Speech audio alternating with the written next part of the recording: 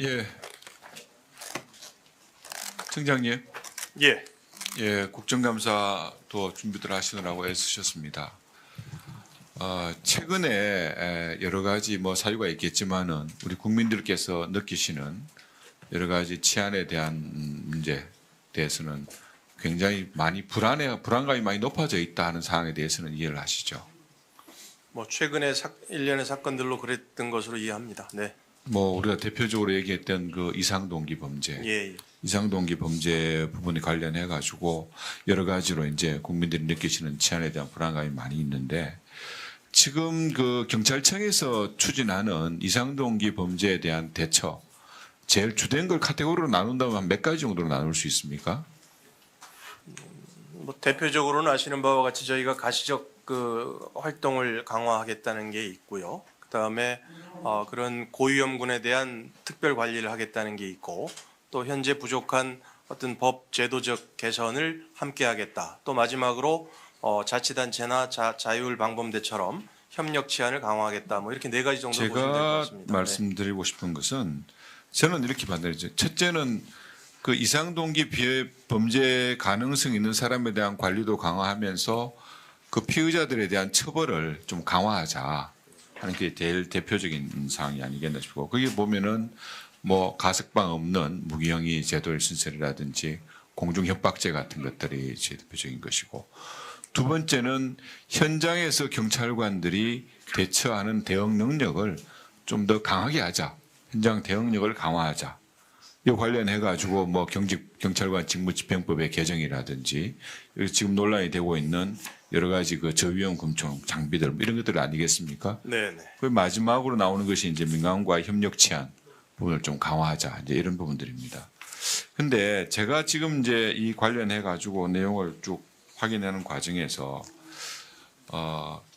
지금 제일 중요하게 생각하는 것 중에 현장 경찰력 대응 과정에서 나오는 게 이제 현장 경찰력에 대한 어떤 그 경찰관 직무집행법의 개정을 추진하고 계시는데 네.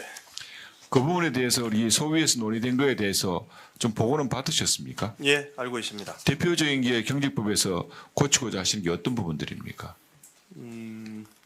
예를 들자면은 이제 제복을 입은 경찰관이 불신 검문 시에 신분증을 제시하도록 돼 있는 그런 규정을 좀 개선해야 된다는 말씀을 드렸고요.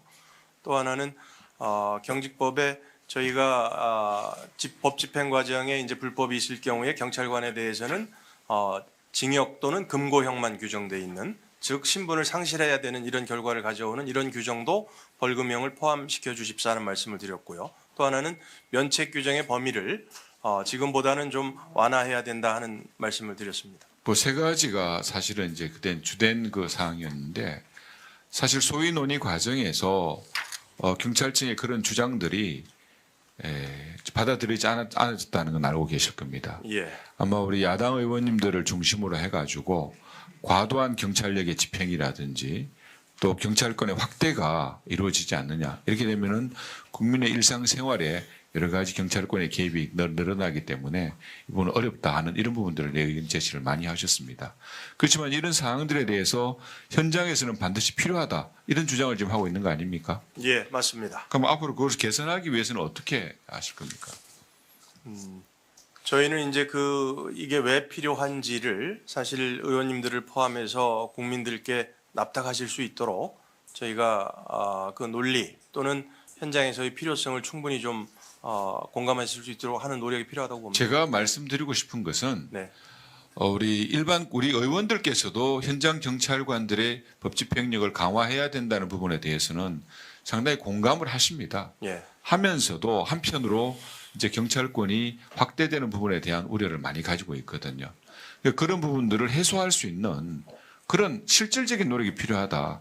한 분 한 분 찾아다니면서 그 경찰권 확대에 따르는 여러 가지 어떤 우려 부분에 대해서 해소시킬 수 있는 노력들을 직접 해주셔야 된다. 그러면 거기에 대해서 대안 제시도 하셔야 되고 가지고 계시는 설득의 논리를 의원들께서 이해를 하실 수 있는 그런 노력들을 좀 집중적으로 좀 해주시기를 부탁을 드립니다.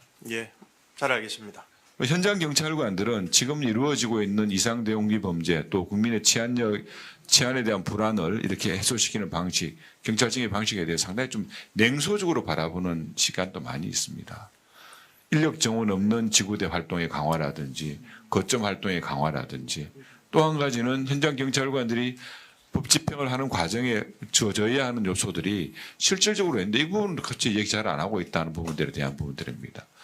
지금 청장님께서 파악하고 계시는 현장 경찰관들이 이상동기 범죄 등의 현장에 있어 가지고 여러 가지 공권력 집행을 좀 주저하게 되는 요인이 뭐가 제일 크다고 생각하세요?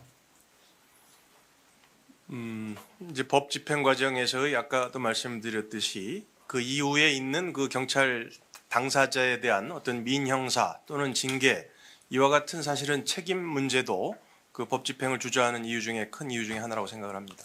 맞습니다. 정확하게 말씀을 해주셨는데요. 현장 경찰관들이 법 집행을 좀 주저하게 되는 가장 큰 이유 중에 한 가지는 민사 책임이나 소송으로 인한 여러 가지 부담들입니다. 여기에 대한 대안들이 사실은 뭐 공무원 책임보험이라든지 경찰 법률보험이라든지 또 그거까지 안 된다 그러면 소송 지원단 등을 통한 여러 가지 대안들을 마련을 하고 계시는데 실제로 내용을 한번 파악을 해보면 PPT 8번 한번 올려봐 주십시오. 내용을 보시면은 2020년도 기준으로 해가지고는 피소된 사항이 우리가 지금 보면은 116건입니다. 근데 2022년도를 보면은 이게 보면 얼마나 175건으로 50% 가까이 또 증가가 됩니다. 그러니까 앞으로도 현장 법 집행을 하면서 경찰관들이 피소될 가능성은 점점 더 높아지는 거죠. 근데 지금 가지고 있는 공무원 책임보험, 법률보험 같은 걸 보면은 경찰관이 원고가 되거나 유죄 확정 시에는 지원 대상이 모두 배제가 됩니다. 앞으로 이러한 사항들에 대해서 법적인 책임에 대한 적극적인 지원 방안 뭘 가지고 있습니까? 저희가 이제 그와 같은 규정을 개정해서라도 사실은 정당한 법 집행 과정에서 있었던 그런 민형사에 대한 거는 국가가 책임을 지는 이와 같은 지원이 필요하도록 법 개정을 추진하고 있고요. 지금 보여주신 거와 달리 이제 저희 경찰이 자체적으로 하고 있는 법률보험 이런 예산도 좀 더 키워나갈 수 있도록 하겠습니다만 궁극적으로는 사실 국가에서 해주는 게 맞다고 봅니다. 네. 법률보험과 책임보험을 통합해서 네네. 예산 보장의 범위나 대상을 확대해서 네. 현장 경찰관들이 정당한 법 집행을 하면서 발생할 수 있는 여러 가지 특수 사항들에 대한 우려를 없애주는 것이 네. 가장 큰 대안의 한 가지라는 겁니다. 예, 의원님 말씀 지적에 전적으로 공감합니다. 네, 수고하셨습니다.